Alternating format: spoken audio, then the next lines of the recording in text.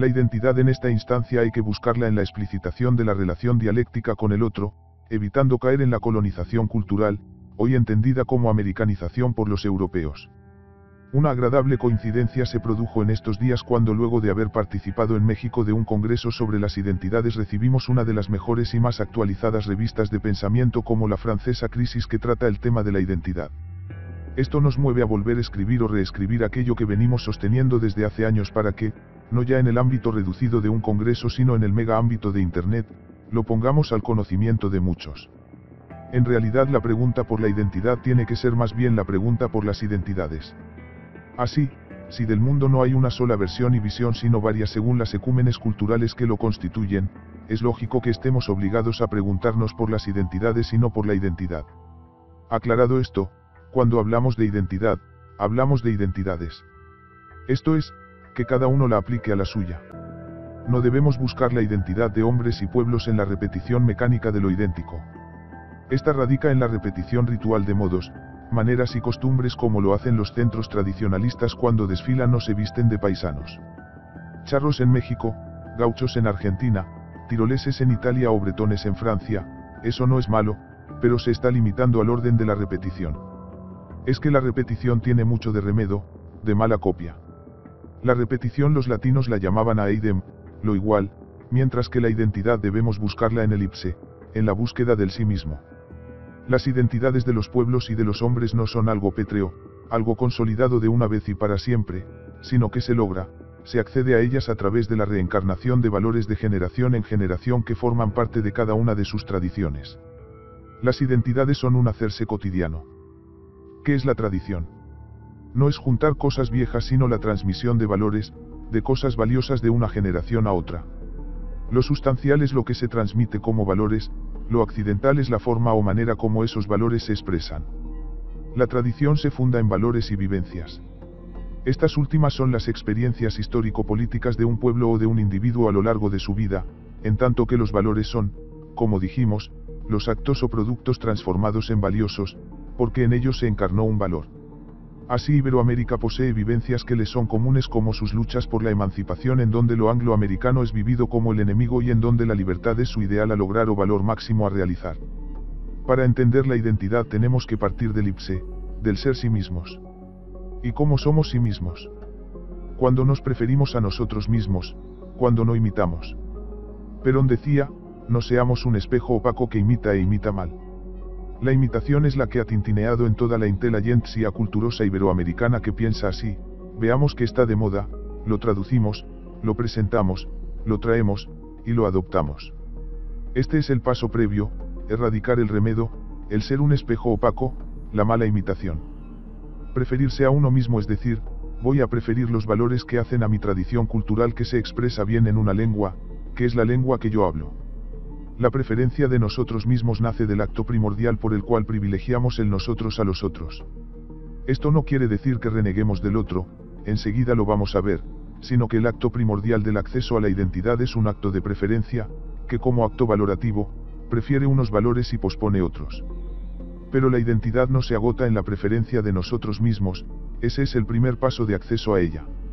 Si bien nosotros pensamos y nos preferimos formando parte de tal o cual ecúmene cultural, de tal o cual identidad, eso es un acto subjetivo que tiene el valor de la convicción personal, pero no más.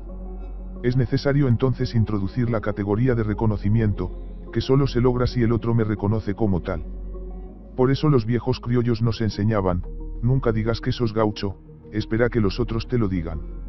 El otro o los otros juegan aquí, en este segundo momento, un papel fundamental, pues es el o ellos quienes producen lo que la fenomenología llama la verificación intersubjetiva, por la cual sabemos que una cosa es lo que es, y no un simple producto de nuestros deseos o de nuestra imaginación.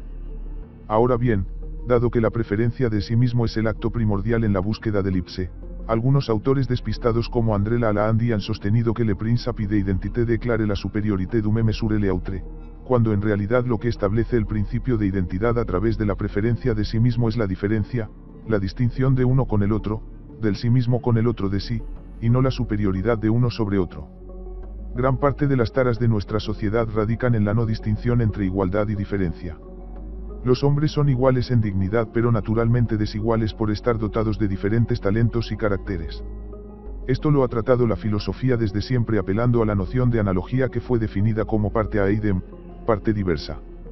Si ponemos el acento en la igualdad caemos en el igualitarismo que es una de las tantas construcciones ideológicas de la modernidad y si ponemos el acento en la desigualdad caemos en nominalismo tipo Occam que nos lleva al error del univocismo. Ciertamente que nosotros en la vida práctica política nos acercamos a remarcar las diferencias por sobre la uniformidad de mundo todo uno del pensamiento políticamente correcto. El enfrentamiento a la homogenización del hombre y su cultura no tiene que hacernos caer en la disolución del hombre y su cultura. Así rechazamos tanto la definición de la identidad como la de todos por igual, como la de que cada uno haga y se sienta lo que quiera. Desde la teología los hombres somos iguales en dignidad en tanto que hijos de Dios. Cristo vino a redimir a todos los hombres, no a algunos sí y otros no. Esta igualdad de derechos no tiene ni puede confundirse con el igualitarismo promovido por la modernidad en general y por la Revolución Francesa en particular. Ni atribuirle la culpa del igualitarismo moderno al cristianismo, porque eso es poner el carro delante del caballo. Todo hombre es un animal racional. La desigualdad de los hombres se da, básicamente, en sus actos y acciones, en sus elecciones y postergaciones, en sus valores y disvalores. El mundo no es un universo sino más bien un pluriverso en donde conviven varias ecúmenes culturales, la iberoamericana, la anglosajona, la eslava, etc. La desigualdad o mejor las desigualdades culturales son la raíz de la diferencia, y esta diferencia es la que nos hace ser uno mismo, la que nos da la identidad de ser y existir en el mundo. Tanto a título individual o como naciones, que como afirma el gran profesor español Dalmacio Negro Pavón son la mejor y más sana invención política de la modernidad. Cuando la querida Bolivia nos habla de un Estado plurinacional con 36 naciones, que no incluye a los criollos que son la mayoría, produce un sinsentido, un desatino. Las diferencias, del latín differre, ir por otro camino, buscan la caracterización en su ser, de un algo cualquiera que sea. Mientras que las distinciones están vinculadas con la separación, con la discriminación, perdón por semejante palabrota, de una cosa respecto de otra. Cuando nosotros afirmamos que hoy el gran enemigo de las identidades en la propuesta del One World, de mundo uno con sus ideas de homogenización cultural bajo un solo modelo, la del Dios capitalista del libre mercado, el de la sociedad de consumo que posee miles de medios pero que tiene confusos los fines, la del Homo economicus dolaris, lo que estamos haciendo es darnos cuenta que en la conformación de nuestras diversas identidades ha tomado primacía la visión y versión del otro, la de la ecúmene anglosajona, con Estados Unidos a la cabeza. Es que la identidad no es una idea compleja como sostienen algunos autores sino que lo que es complejo es su acceso. Pues primero es la afirmación subjetiva de lo que somos, después el enraizamiento en una tradición nacional con la actualización de valores para finalmente buscar el reconocimiento del otro. Y es en este último punto donde surge la verdadera complejidad para el logro de una genuina identidad. Algunos autores cuando llegan a este punto caen en la inocente actitud de hablar de construcción dialógica de la identidad, cuando en realidad no existe tal diálogo, pues el diálogo auténtico solo se da entre amigos, esto es, con el otro de sí mismo. Porque solo con el amigo se da el trato en igualdad, Aristóteles Dixat. Si buscamos la identidad en el diálogo entre ecúmenes diferentes lo que logramos es poner en marcha el mecanismo de dominación ya señalado por Hegel en la dialéctica del amo y el esclavo.